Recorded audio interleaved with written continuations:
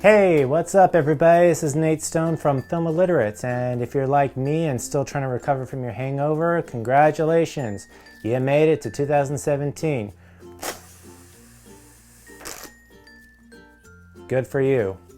And if you're also like me, you're probably looking back and seeing what were some of the best films that you watched this past year. So I'm gonna sit down and I'm gonna annoy you guys as you guys are trying to get rid of that headache with the Advil that you just took. And yeah, let's jump right into my best films of 2016. So before I begin, I just want to throw out some honorable mentions because all these films I saw were really good, but they just weren't able to make the cut. So yeah, let's go down the list. Saw Moonlight, that was really good. The Lobster I enjoyed, you know, as weird as it was a fun little movie. I kind of liked it. Kubo and the Two Strings, very, very good animation, as well as 10 Cloverfield Lane and Sausage Party. Yeah. All right, number 10 on my list, Silence. This was a film that when I finally heard that Scorsese was finally making it, I was excited, nervous, didn't know how to feel.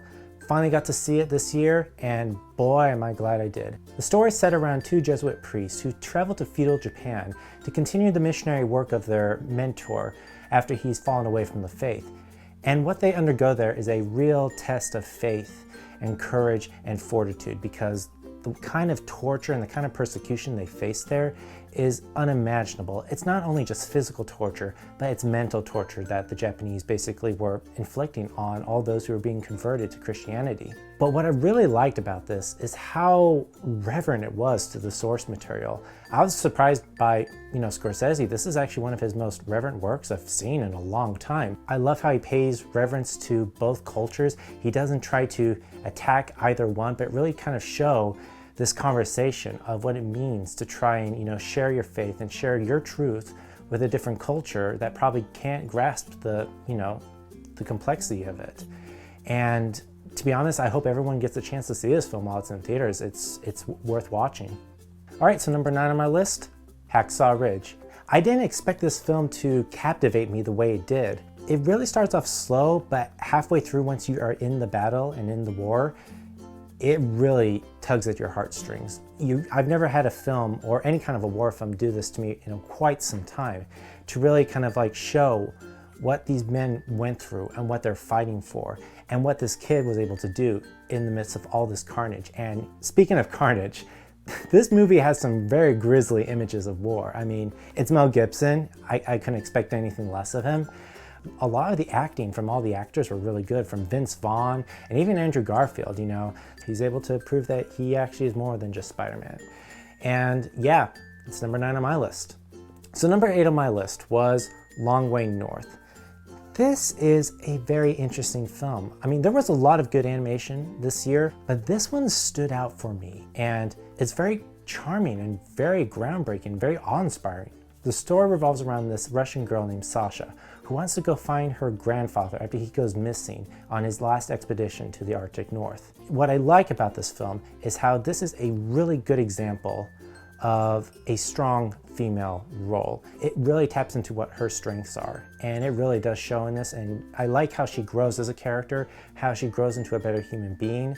This is kind of also a very harsh film. How this film was able to capture the North and the wilderness and the hardships that all these sailors went through is quite well done. And I think that's the reason why it got into my 8th spot this year, because it's one of the very few animations this year that really swept me away. Number 7 on my list was Fences. I think what I liked about this film is that it dealt with a lot of stuff that I can relate to, and how it really answered a lot of questions that I needed to hear at the time. And overall, it's just a good and well-acted film. Denzel Washington and Viola Davis lead this perfect ensemble as a married couple growing up in the 60s, as their love and as their family is being tested by their own guilt, their own prejudice, their own weight that they've held on from generation to generation. And to be honest, the whole cast did a fantastic job. I mean, this is a really good adaptation of the August Wilson play. And even though it's shot very simple and very basic, like the stage play, it still is able to capture some really good emotion, and it's a really honest film. And I'm just so grateful that Denzel Washington was able to give us something like this before the end of the year. Number 6 was La La Land. I think what I really like about this film is how it's a perfect love letter to the Hollywood musical. It pays homage to all the musicals of Gene Kelly and Fred Astaire and Bing Crosby, and you can see it everywhere in just the whole set design. And it deals a lot with similar themes and similar, enchanting moments that the Hollywood musical brought to us. And you know what? I thought Ryan Gosling and Emma Stone did a great job as, this young couple trying to make their way in a city of dreams, and them trying to find their dreams and really realizing what it means to give yourself for the dream that you love. And to be honest, the last 10 minutes of this film is actually, I think, the best part of this film. It kind of just does a wonderful recap of everything, and it really shows this comparison between reality and fantasy. I really like Damien Chazelle's work, and I have faith that he's going to do a lot of good films after this. He's really setting his foot in the door of what kind of a filmmaker he is, and I think I loved every part of this film. It's one of the better experiences of this year. Number 5 on my list, Zootopia. I mean, there's not a whole lot I can say about this film that I don't think anyone else has said about this. I mean, it's a good buddy cop movie, surprisingly. I think this is Disney's first attempt at doing a buddy cop film, and I like the characters. I love this world that it creates, and I love the themes that it's trying to tackle.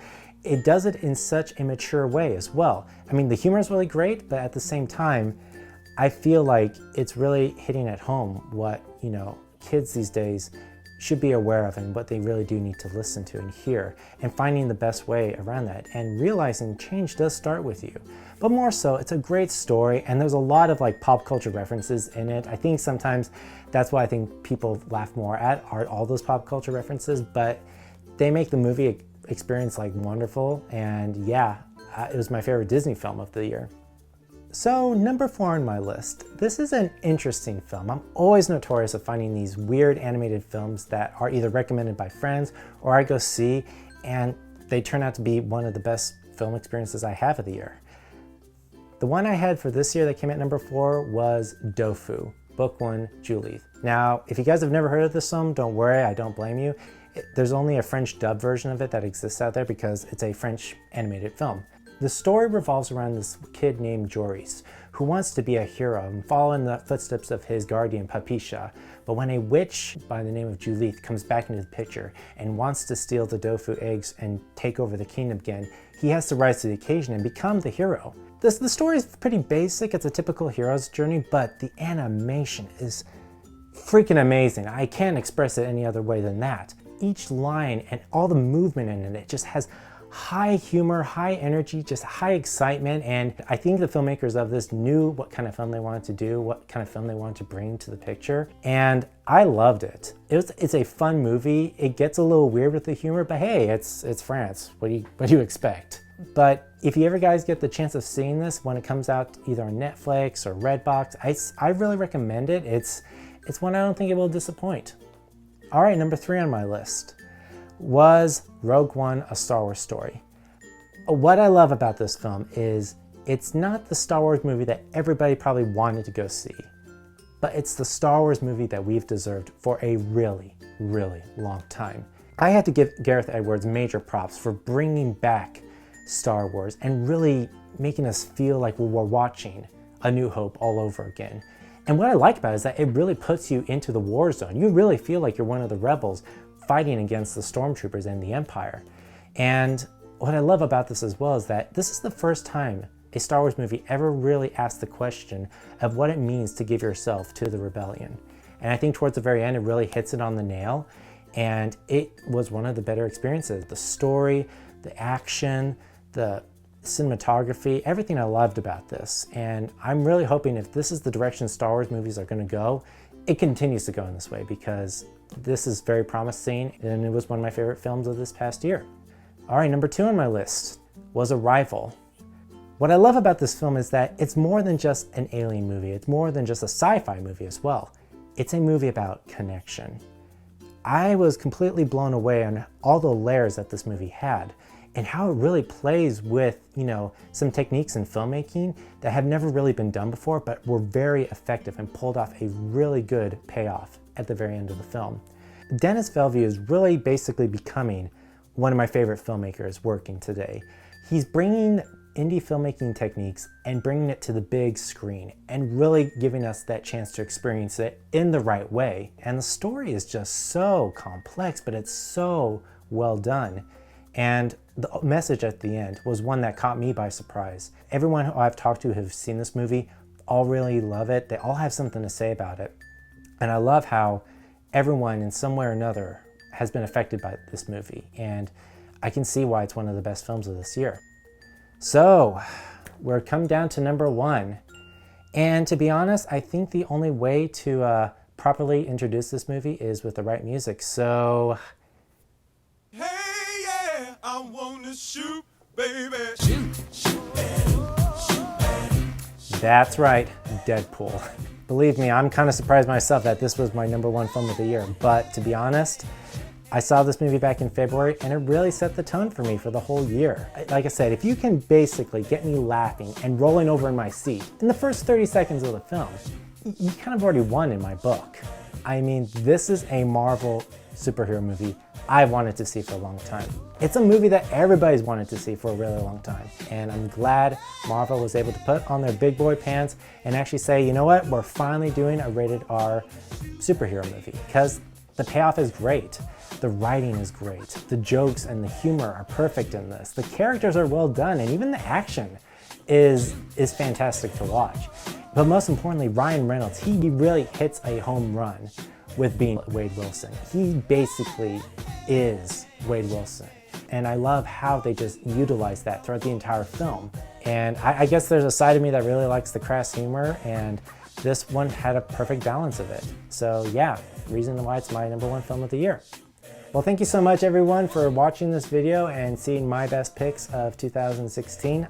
Joe should be doing a list of his own. But in the meantime, why don't you check out some of these videos down here. I think those are the top films that we had for last year in 2015. So you can watch those and compare and see if, I don't know, if our taste for movies have gotten better or worse, I don't know. And if you want to, share some of the films you enjoyed this past year. Comment down below, share with this video with some friends, and follow us on Facebook, Twitter, as well as subscribe to us, because we have new content coming out and always hoping to make you smile. So thanks for joining us. Wade, go ahead and play me off. You baby.